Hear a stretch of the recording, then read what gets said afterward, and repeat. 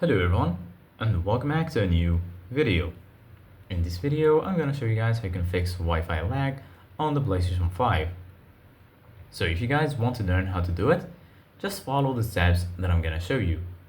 As you can see guys, I'm right now in the PlayStation 5 and this is how the homepage looks like. So right here, as you can see guys, you're gonna find your games and applications.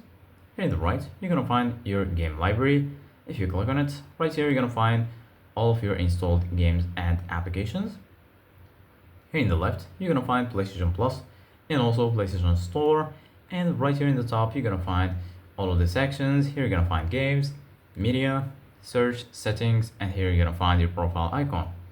So basically guys, right now, if you want to fix Wi-Fi lag on the PlayStation 5, first of all, click on settings. And then once you click on settings, here you're gonna find all of your settings. Here you're gonna find accessibility, network, users and accounts, and so on.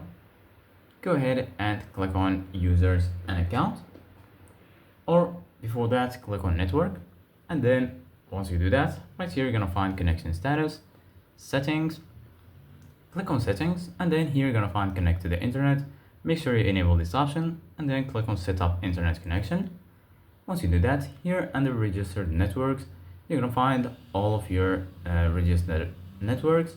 Go ahead and choose the network you're using and then click on advanced settings.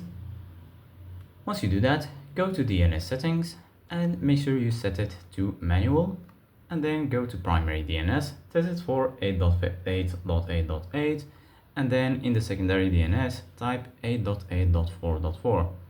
Basically guys, this is the DNS address for Google servers.